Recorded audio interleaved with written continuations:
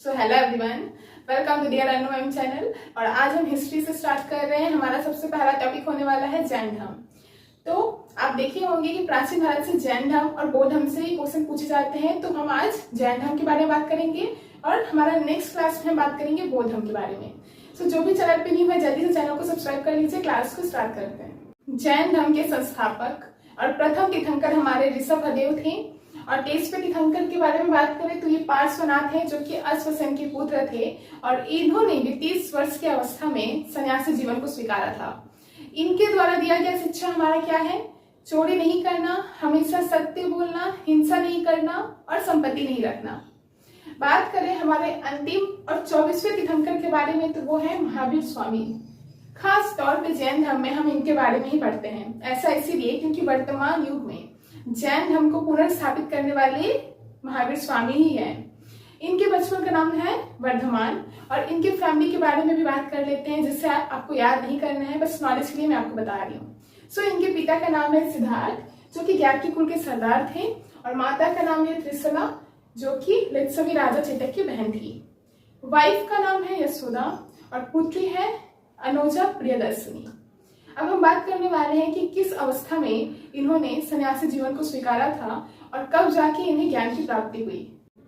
महावीर स्वामी को ज्ञान की प्राप्ति कब और कहाँ हुआ, इस पर बात करने से पहले हम ये जान लेते हैं कि हमारा जो टॉपिक है जैन धर्म, इसमें प्रश्न किस तरह के पूछे जाते हैं। बेसिकली आपने भी देखा होगा कि क्वेश्चन इस तरह से पूछा जाता है कि 24वें और अंतिम तीर्थंकर कौन थे, उनका जन्म कब हुआ, कहाँ हुआ, इन्हें ज्ञान की प्राप्ति कब हुई और इन्होंने कितने वर्षों में अपना गृह त्याग किया था, कितनी उम्र में। तो इस तरह के क्वेश्चंस आपको देखने को मिला है। सो वैसे ही क्वेश्चंस आज की क्लास में हम 1 बाय 1 करके डिस्कस करने वाले हैं। तो सबसे पहले हम बात करते हैं महावीर स्वामी, जो कि हमारे 24वें और अंतिम तीर्थंकर थे। उनका जन्म कब हुआ था? तो देखिए, उनका जन्म 540 ईसा पूर्व कुंडग्राम यानी कि वैशाली में हुआ था। महावीर स्वामी का बचपन का नाम है वर्धमान और इन्होंने करीबन 12 वर्ष के कठिन तपस्या के बाद इनको क्या हुआ? ज्ञान की प्राप्ति हुआ। और ये ज्ञान की प्राप्ति कहाँ हुआ, ये बहुत ही इंपॉर्टेंट है। आप क्या करिए, मैंने यहाँ पे लिखा है, इस लाइन को आप अपने दिमाग में फिट कर लीजिए, क्योंकि यहाँ से प्रश्न बहुत पूछा गया है। मैंने यहाँ पे क्या लिखा है? 12 वर्ष के कठिन तपस्या के बाद जम्बिक के समय ब्रजपालिका नदी के तट पर साल वृक्ष के नीचे महावीर स्वामी को ज्ञान की प्राप्ति हुआ था। मैंने यहाँ पे यही लिखा है, आप देख सकते हैं। अब ज्ञान प्राप्ति के बाद महावीर स्वामी ने अपना उपदेश दिया प्राकृतिक भाषा में और इनके पहले अनुयायी यानी फॉलोअर हुए इनके ही दामाद जामील। अब हम बात करने वाले हैं कि जैन मतों की सांप्रदायिकता को 2 भागों में क्यों विभाजित किया गया था। जैन मतों के संप्रदायों को 2 भागों में विभाजित होने का कारण ये था कि मगध में 300 वर्ष पूर्व एक भीषण अकाल पड़ा था। इसकी वजह से भद्रबाहु अपने शिष्यों के साथ कर्नाटक चले गए और स्थूलभद्र अपने शिष्यों के साथ वहीं मगध में रह गए। जब अकाल खत्म हुआ और भद्रबाहु अपने शिष्यों को लेकर मगध पहुंचे तो वहां के साधुओं के साथ भद्रबाहु का मतभेद स्टार्ट हो गया और इसी बीच जैन मतों के संप्रदायों को 2 भागों में विभाजित किया गया। एक हमारा हुआ श्वेतांबर और दूसरा हुआ दिगंबर। श्वेतांबर स्थूलभद्र के शिष्यों को हमने श्वेतांबर कहा है और भद्रबाहु के शिष्यों को हमने दिगंबर कहा है। श्वेतांबर श्वेत वस्त्र धारण करते थे और दिगंबर नग्न रहते थे। अब हम बात करते हैं कुछ बेसिक जहां से प्रश्न पूछे जा सकते हैं। महावीर स्वामी से जुड़े कुछ महत्वपूर्ण क्वेश्चंस हैं जिस पर एक नजर देना जरूरी है। पहले में मैंने क्या लिखा है? गधरों की संख्या 11।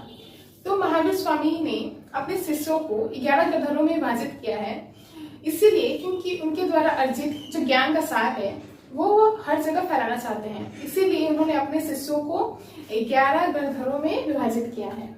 दूसरा क्या है? भिक्षुणी संघ की प्रधान चंदना है। जैन तीर्थंकरों की जीवनी कल्पसूत्र में रचित है। सिर्फ जैन तीर्थंकरों की नहीं, सन्यासी जीवन के बारे में भद्रबाहु ने कल्पसूत्र में लिखा है। इसके अलावा भी कुछ प्रश्न है जिसको हम देख लेते हैं। जैन धर्म में ईश्वर की मान्यता नहीं होती है, आत्मा की मान्यता होती है। और जैन धर्म के त्रिरत्न क्या है? सम्यक दर्शन, सम्यक ज्ञान, सम्यक आचरण, ये आप याद रखिएगा।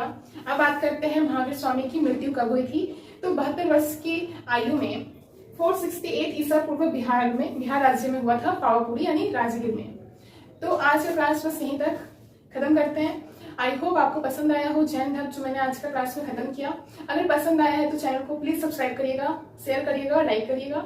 तो मिलते हैं नेक्स्ट क्लास में। आज के लिए बस इतना ही। Thank you so much.